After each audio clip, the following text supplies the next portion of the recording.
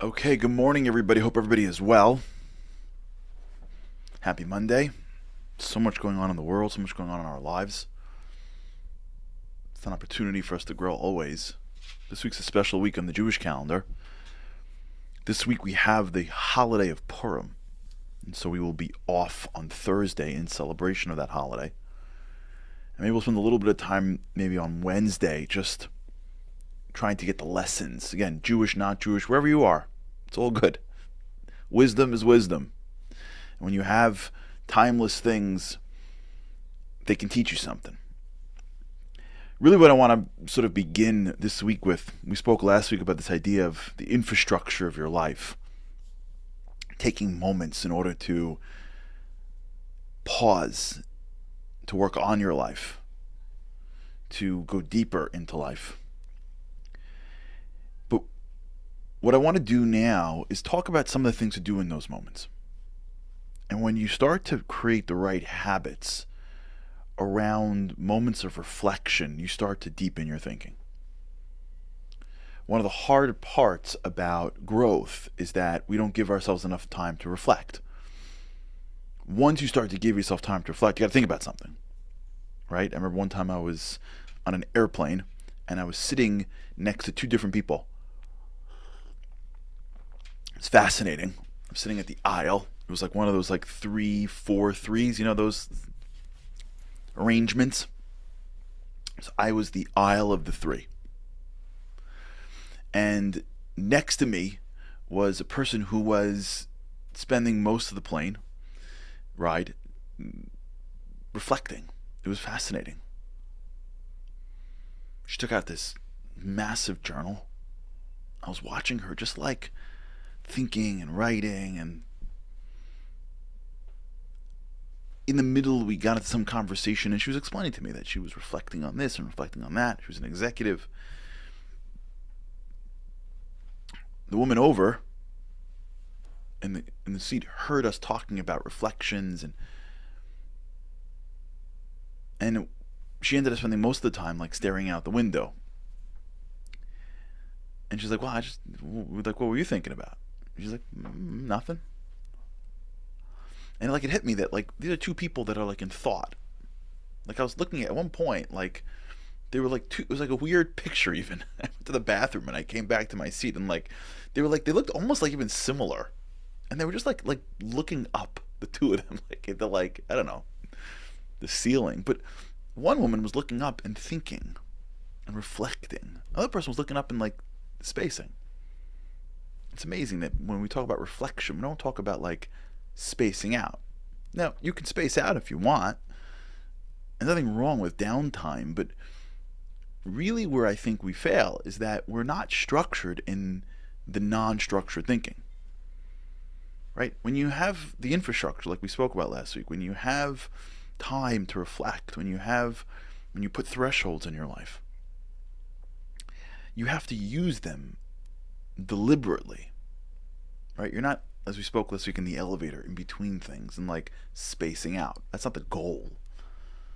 Right? The goal, and we spoke last week about these spiritual timestamps, like what a Shabbat can do, or a holiday, or whatever, a life cycle. The goal isn't to like go in these things and like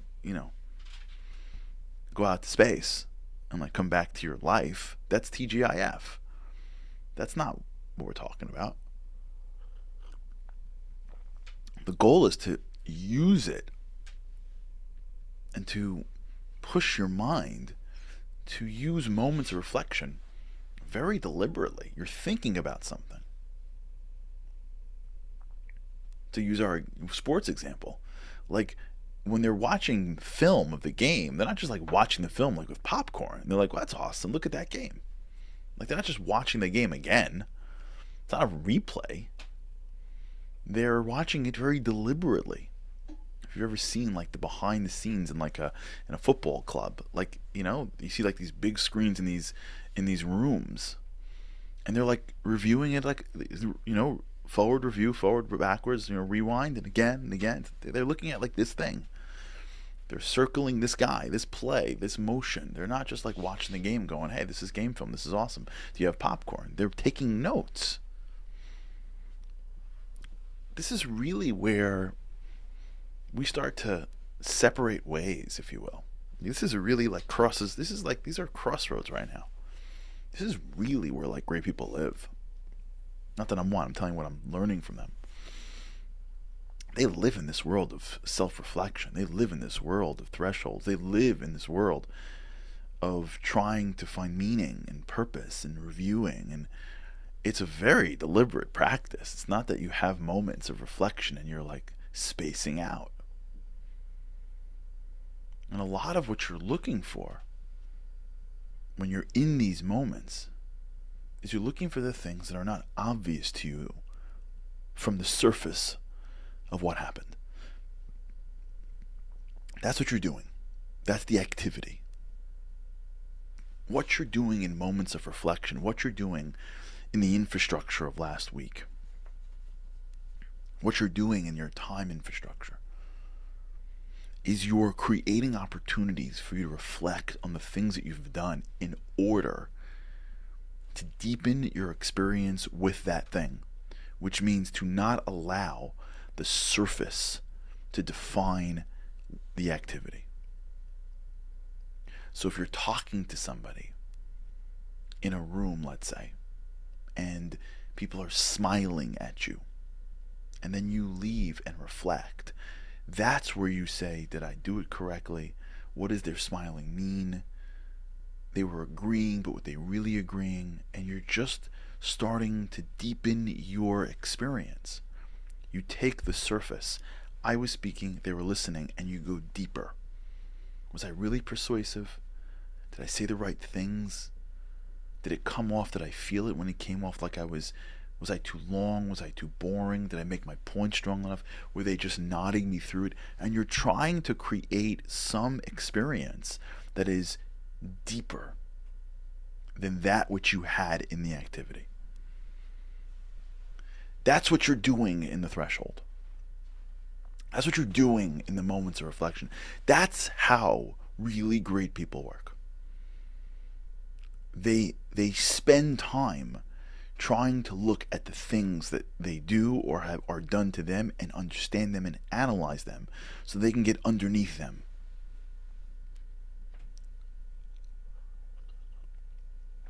There's a lot of research around comedians. I believe there's I think we spoke about it here, but I think there's a documentary about it from Jerry Seinfeld where it would take him an entire year. Can you imagine? A year to create one 60-minute special. A year. This is what he'd do for a year of his life, would be to create 60 minutes of jokes. Because he'd get up on stage. That's how these comedians work. For those who don't know anything about the comedians, not that I know a lot, but I know a little bit. At least from what I've seen or researched. Apparently, like in LA and New York, there's like a whole scene of comedy clubs where comedians, like higher named comedians, well-known comedians, are invited whenever they want. They don't have to get booked. So Seinfeld's up in his apartment in the city when he was, I guess, on tour. And he's spending an entire day writing jokes. Funny, right? Writing them down. Goes through the joke in his mind. Goes through it again. Once he feels the joke is good enough, he just shows up at, like, you know, some comedy club. The guy sees him. He's like, Jerry, you're on after the next set. Right now on the set at some comedy club is some like C- comedian who's like half funny, half ridiculous. But everyone's drunk anyways. And the next thing you know, the host gets up and goes, all right, thank you so much. Sit back down. Oh, ladies and gentlemen, everybody, we got a surprise for you. Jerry Seinfeld's here. And everyone's like, what? Jerry Seinfeld's here?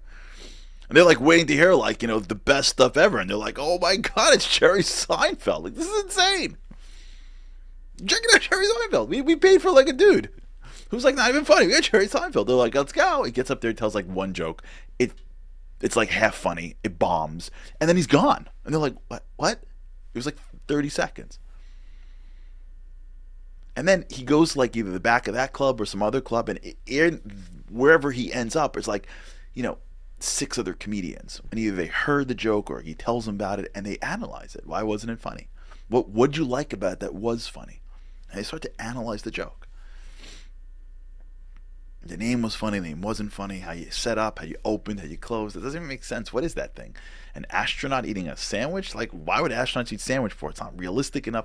And they reflect. And they deepen. It's not just, I said some words and they left. That's how the audience sees it. He was funny. That's what happens when you're in the stands. But if you're on the field, if you're on the stage, you know it's not just that. You know it's a lot deeper than that. You use the moment of reflection, not just to be like, oh, that was awesome, I can't believe that happened, to deepen the experience. Wait, why? What was the structure of your joke? How did you set it up? How did you deliver the punchline? What scenario did you create? Did you build the experience for them? Did you give the right context so that they were able to get the joke? Maybe if you would have set up these 3 things first. You ever hear a comedian, like, he sets things up and tells a whole bunch, then he does a joke at the end that ties the thing back to the beginning? I think they just, like, make that up on the spot. Those are days worth of deliberation, of thinking, of reflection. Reflection's a deliberate experience that if we used to deepen our experience, we'd have insights. How come when I walked into that person's office, it didn't feel like it was right? What was I nervous? Was I not persuasive?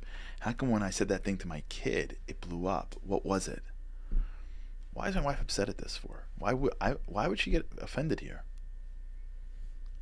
Why are they not buying this thing? I thought for sure people would buy it. How come when I go in to raise money, the guy's not, he's not giving me money? My cause is so critical. I don't know. I'm bought in. Reflection. Deepen. All right, we'll talk about this. Okay, everybody. Have a great day. And with God's help, I cannot wait to see you again tomorrow. Have a great day. Living on a lifeline. The world doesn't ever seem to change. Looking for the sunshine, but you're caught up in the rain. It's like your eyes are wide open, but you cannot see. You're watching life pass you by like 1, 2, 3. Walking in destruction. The winds of life blur your vision. All the devastation. Forever feels like you're on the run. It's time. No one else can set you free. You're locked inside.